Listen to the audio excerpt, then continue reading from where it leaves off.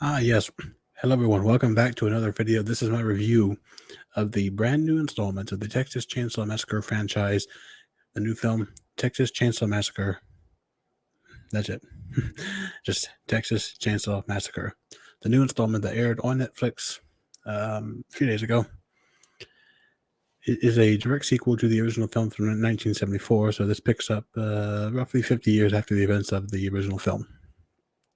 Focusing, well, not necessarily focusing, but it has Sally Hardison from, the girl who got away in the original film, the one who got away when Leatherface was out there on the road doing his dance with the chainsaw, the you'd be. But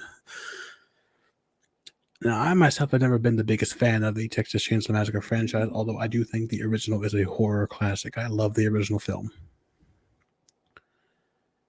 This new film, I had my doubts because again, not because it was from Netflix. They do a lot of great films and TV shows like The Cuphead shows, their newest biggest hit. And this film, is my camera blurry?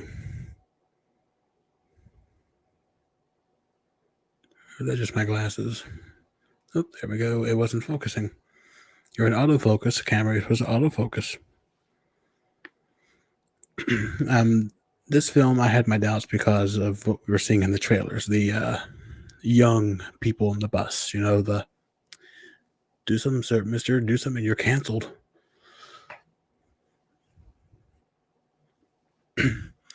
I'm sorry, are we doing this in a Texas Chainsaw Massacre film about a man who wears a human skin as a mask and goes nya, nya, nya, nya with a chainsaw? We're doing this. All right. So you can see why I and other people had our doubts that, oh boy, this film's going to... Because you know how many times they've made these films in this franchise, and each time they fail. There hasn't really been a decent one since the 2003 remake. And I say, and I give that one just a decent rating for my personal taste. But this film wasn't as bad as I thought it would be. Now, of course, the scene that brings the whole mood down is that scene you all saw in the trailer, cancel culture. That scene, for a moment, brings the film down. Like you're on a roller coaster, you're going up and it's going up, you're going good and smooth, and then back up again. It picks up after that little scene there. The film picks back up, and again, it returns the original character, Sally Hardison, played by a different actress because her original actress unfortunately passed away a few years ago. This film, unlike the original, which in and of itself was already kind of graphic for the time, this film is very graphic, very gory. It's a lot of blood. That's all I'll say. It's a lot of blood. So if you like your horror films with a lot of blood and gore and a lot of you're going to be liking this one. But it's not a bad movie overall. I think it's probably one of the best ones since the 2003 remake. It works as a good sequel to the original. And I will apologize that I didn't give it a fair chance when I saw the trailers.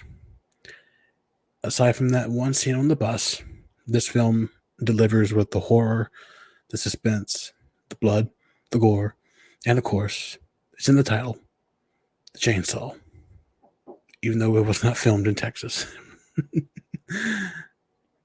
But again, not a bad movie. I give it 8 out of 10. 8 out of 10. It just makes it an 8 out of 10. But not a bad movie. Not a perfect movie. But you're never going to get a perfect movie. Never. And again, I have to keep my reviews kind of short so I don't ramble on too much because I just like to get my thoughts out there about the film. If I liked it, if I didn't like it, if I think I gave it a fair shake with the trailers, that sort of thing. It was simple, basic, small, short plot synopsis of the film. And again, if you haven't seen it, it's on Netflix. Go watch it. I think you might like it. So thank you for watching, and I'll see you in the next video. Cheers.